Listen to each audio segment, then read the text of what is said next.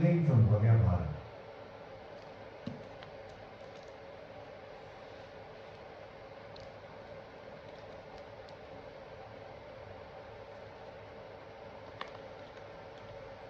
श्री प्रियादास जी ने निषाद राज गुरु की उपर्युक्त प्रेमयी भक्ति का निम्न कवित्व में इस प्रकार वर्णन किया है।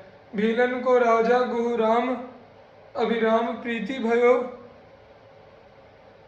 वनवास मिल्यो मार्ग में आई के, करो यह राज जू विराजी सुख दीजो, दीजे मुँह को, बोले चैन साज तजो, आज्ञा पितु पाई के, दारुण वियोग अकुलात दृग, अश्रुपात पीछे लोहू जात, वह सके कौन गाई के, रहे नैन मूंदी रघुनाथ बिन देखो कहा, आह प्रेम रीति मेरे हिये रही छाई के।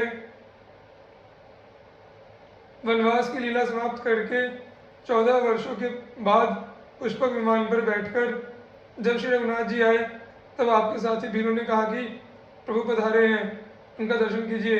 पर श्री निषाद राज को विश्वास नहीं हो रहा था।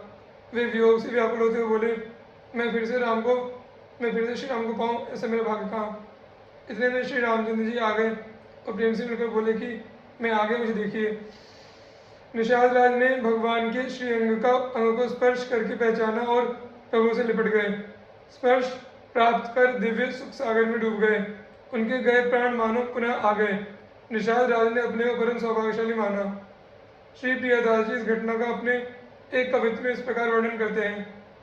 14 वर्ष पीछे आए रघुनाथ नाथ साथ के जे, भील कहे आए प्रभु देखिए, बोले अब पाऊं कहाँ, होती न प्रतीति क्यों हूँ, प्रीति करी मिले राम कहीं मोको पेखिए, परसी बिछाने लपटाने सुख सागर समाने, प्राण पाए मानो भाग भाल लेखिए, प्रेम कीजू बात क्यों हूँ, बानी में समात नहीं, अति अकुलात कहो कैसे के विषेखिए।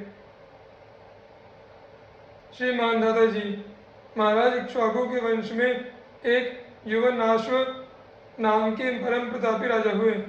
राजा युवनाश्व के 100 रानियां थी, परंतु संतान किसी की भी नहीं थी।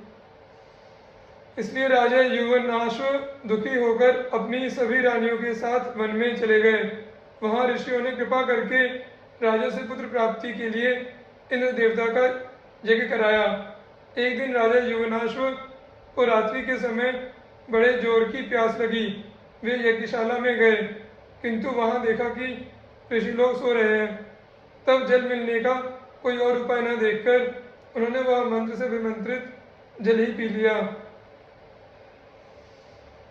जब प्रातःकाल ऋषियों को मालूम हुआ तो उन लोगों ने भगवत इच्छा को ही प्रधान माना। इसके बाद प्रसव का समय आने पर युवनाश्व की दाहिनी कोख फाड़कर एक बालक उत्पन्न हुआ।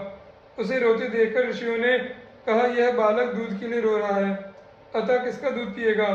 तब इंद्र ने कहा, मेरा पिएगा। मान धाता बेटा तू रो मत। यह कहकर इंद्र ने अपनी तर्जनी उंगली उसके मुंह में डाल दी। ब्राह्मणों और देवताओं के प्रसाद से युवनाश्व की भी मृत्यु नहीं हुई। वे जंगल में ही तपस्या करके मुक्त हो गए। इंद्र ने उस बालक का नाम रखा त्रसदस्यु, क्योंकि रावणादि दस्यु लुटेरे उसे भयभीत रहते थे। और इंद्र ने जो जन्म के समय कह दिया था मानधाता, अतः बालक मानधाता नाम से भी जगत में प्रसिद्ध हुआ। मानधाता जी चक्रवर्ती राजा हुए। भगवान के तेज से तेजस्वी होकर उन्होंने अकेले ही 7 द्वीप वाली पृथ्वी का शासन किया। वे यद्यपि आत्मज्ञानी थे तथा कर्मकांड की उन्हें कोई विशेष आवश्यकता नहीं थी, फिर भी उन्होंने बड़ी बड़ी दक्षिणा वाले यज्ञों से यज्ञ पुरुष प्रभु की आराधना की। परम योगी मुचुकुंद जी इन्हीं के पुत्र थे। श्री पिप्पलाद जी ये महर्षि दधीची के पुत्र थे। जिस समय देवताओं की याचना पर श्री दधीची जी ने अपनी अस्थियां उनको प्रदान की, ऋषि पत्नी सुवर्जा उस समय आश्रम से कहीं बाहर गई हुई थी। जब वे आश्रम में आई और देवताओं की स्वार्थ परता से पति की मृत्यु का समाचार उन्होंने सुना तो उन्हें बड़ा दुख हुआ और उस पतिव्रता ने पतिलोक जाने का विचार कर पवित्र लकड़ियों द्वारा एक चिता तैयार की। उसी समय श्री शिवजी की प्रेरणा से आकाशवाणी हुई कि प्राज्ञ ऐसा साहस मत करो, तुम्हारे उदर में मुनि का तेज वर्तमान है, तुम उसे यत्नपूर्वक पहले उत्पन्न करो, पीछे तुम्हारी जैसी इच्छा हो वैसा करना, क्योंकि शास्त्र का ऐसा आदेश है कि गर्भवती को सती नहीं होना चाहिए।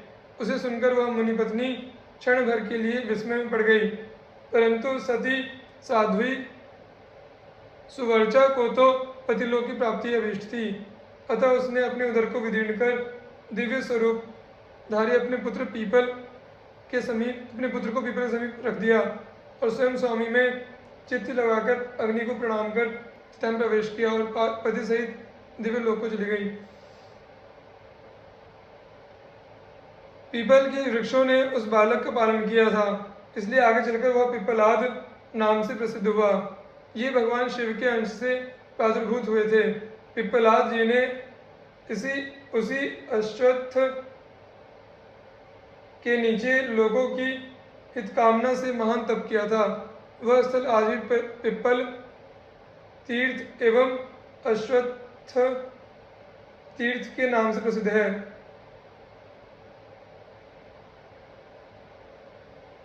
महापु शिव पुराण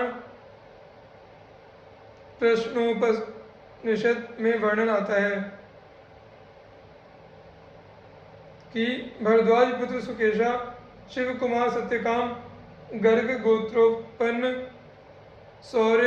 सौर्यायणी कौशल देशीय आश्वलायन विदर्भ निवासी भार्गव और कत्य ऋषि के प्रपौत्र कबंधी ये सबके सब पर ब्रह्म की खोज करते हुए हाथ में संविदा लेकर भगवान पिपलाद ऋषि के पास गए। तब श्री पिपलाद जी ने उन लोगों को श्रद्धा पूर्वक ब्रह्मचर्य का पालन करते हुए तप करने को कहा। आपका कथन है, तेषा में वैश ब्रह्मलोको येषाम तपो ब्रह्मचर्यम येषु सत्यम प्रतिष्ठम। प्रश्न, अर्थात जिनमें तप और ब्रह्मचर्य है, जिनमें सत्य प्रतिष्ठित है, इन्हीं को ब्रह्मलोक मिलता है। श्री निमि जी, ये महाराज इक्ष्वाकु के पुत्र थे और महर्षि गौतम के आश्रम के समीप वैजयंत नामक नगर बसाकर वहाँ का राज्य करते थे। एक बार निमि ने 1 वर्ष में समाप्त होने वाले एक यज्ञ का आरंभ किया और उसमें श्री वशिष्ठ जी को ऋत्विज के रूप में ग्रहण किया। श्री वशिष्ठ जी ने कहा कि 500 वर्ष के यज्ञ के लिए इंद्र ने मुझे पहले ही वर्ण कर लिया है, अतः इतने समय तक तुम ठहर जाओ। राजा ने कुछ उत्तर नहीं दिया।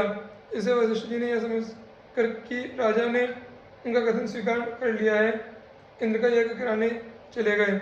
विचारवान निमि ने यह सोचकर कि शरीर तो क्षण भंग हो रहा, तो विलंब करना उचित नहीं है। उसी समय महर्षि गौतम आदि अन्य होताओं द्वारा यज्ञ प्रारंभ कर दिया। इंद्र का यज्ञ समाप्त होते ही मुझे निमि का यज्ञ कराना है, इस विचार से वशिष्ठ जी तुरंत ही आ गए। राजा उस समय सो रहे थे। यज्ञ में अपने स्थान पर गौतम को होता का कर्म करते देखकर वशिष्ठ जी ने सोते हुए राजा को शाप दे दिया कि इसने मेरी अवज्ञा करके संपूर्ण कर्म का भार गौतम को सौंपा है, इसलिए यह देहहीन हो जाए। वशिष्ठ जी ने शाप दिया है। यह जानकर राजा निमि ने भी उनको शाप दे दिया कि गुरु ने मुझसे बिना बातचीत किए अज्ञानता पूर्वक मुझे सोए हुए को शाप दिया है, इसलिए उनकी भी देह नष्ट हो जाएगी। इस प्रकार शाप देकर राजा ने शरीर छोड़ दिया। महर्षि गौतम आदि ने निमि के शरीर को तेल आदि में रखकर उसे यज्ञ की समाप्ति तक सुरक्षित रखा।